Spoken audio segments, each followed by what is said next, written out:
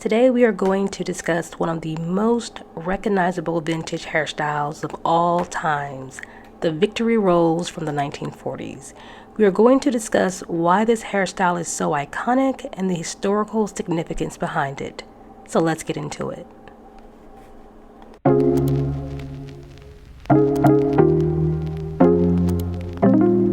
Achieving the look. Victory rolls were a hairstyle worn by women in the 40s, said to be most popular around 1940 to 1945. To achieve this look, there are different techniques, one of them being backcombing, a method in which hair is combed towards the scalp, causing the hair to appear thicker or voluminous, a method we know today as teasing. Another way to achieve this look was by prepping the hair at night by pin curling it, and then in the morning you would take down the giant curls and pin them to the front or sides of your head.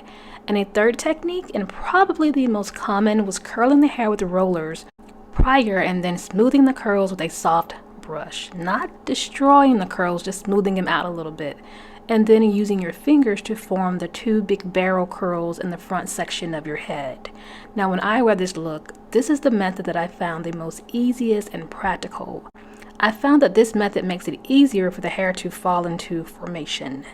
This style was very diverse and had many variations. You could wear it in a single roll, you could wear it in a double roll or multiple rolls. You could wear them in the front and on the sides of your head. Now you could also wear this style with an inverted V in the front of your head, and some wore this style with a V-shaped part in which the V-shaped roll was worn in the back of their head near the nape of their neck. The goal was to maintain a V shape on some part of your head or your hair.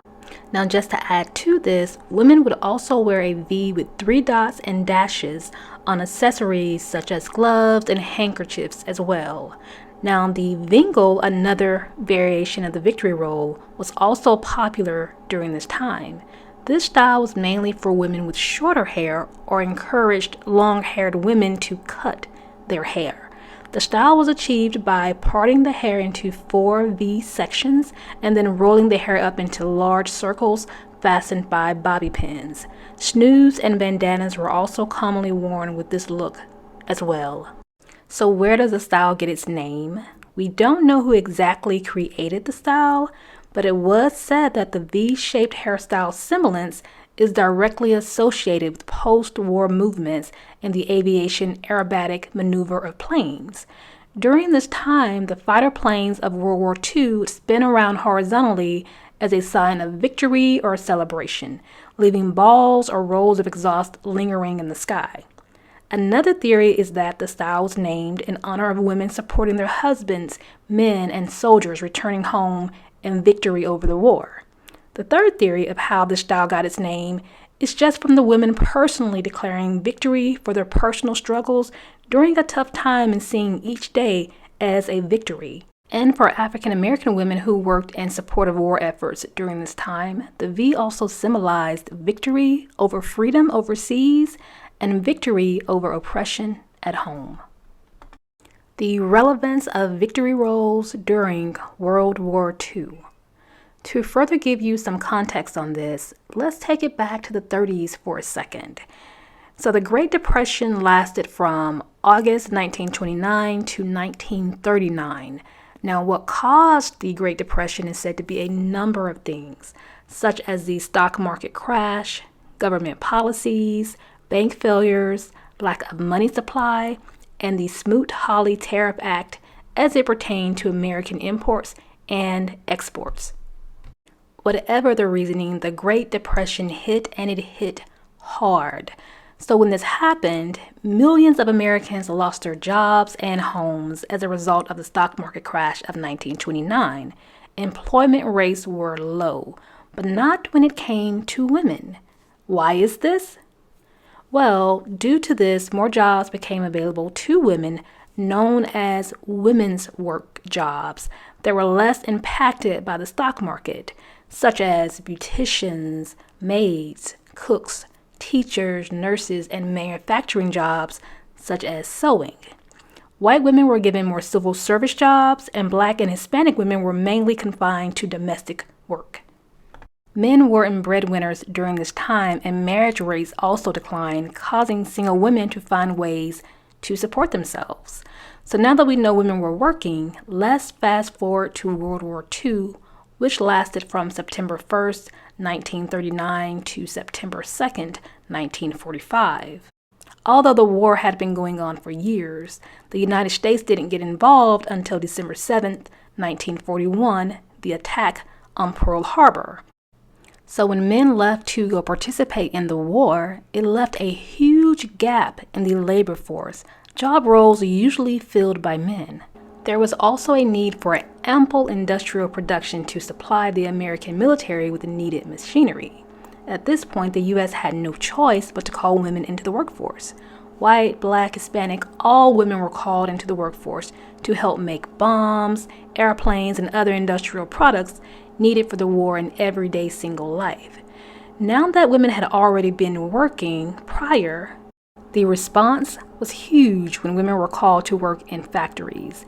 Many women that were pulled in were from middle to upper class statuses who were previously stay-at-home wives, and some who had lost their jobs during the Great Depression. By the end of the war, over 6 million women had joined the workforce, which made up almost 37% by 1940. A lot of women stated that they hadn't seen themselves doing this prior, but loved the work after they were trained. Now, to help push this agenda, many campaigns began encouraging women to clock in, such as the Rosie the Riveter campaign, an image in which a woman is flexing her muscle while wearing a blue work shirt and a red bandana, coined with the phrase, "We can do it." Now, this image of Rosie is still very popular to this day, especially as it relates to women when it comes to equality. And there are also campaigns floating around with rhetoric like, if you've used an electric mixer in the kitchen, you can learn to use a drill press. Now, relating this back to the victory roles, women found the style formal and casual, easy and practical, and still feminine. While working in factories to support war efforts, it was the go-to style because it was fashionable and it kept the hair away from their face, which avoided accidents or their hair getting trapped in the machinery. Because this style appealed to the working class women and Hollywood actresses, movie star Veronica Lake, who was famous for wearing her long blonde hair over one eye, was even paid by the government to cut her hair and to wear it in the victory role, to also influence women who were still choosing to wear their hair long to convert over to shorter styles or the victory role. It worked, and the style grew even more popular amongst working women. Adversities. Although women were working, and just in the aircraft industry alone made up 65% of all employees, they still faced many challenges and adversities, such as women were only making about $31.21 a week compared to men who made about $54.65 a week. Men also had a hard time adjusting to female workers and didn't know how to integrate females onto the production line. It was said that there were many educational videos and extra training given to men to help them adapt to the female worker. A lot of women stated that they were also harassed. Black women especially experienced a double disadvantage, as they not only dealt with gender discrimination, but also racism. Black women saw working for war efforts as an opportunity to make money and economic advancement, but many white men refused to hire them until they were forced to by an initiative led by Mary McLeod Bethune and A. Philip Randolph.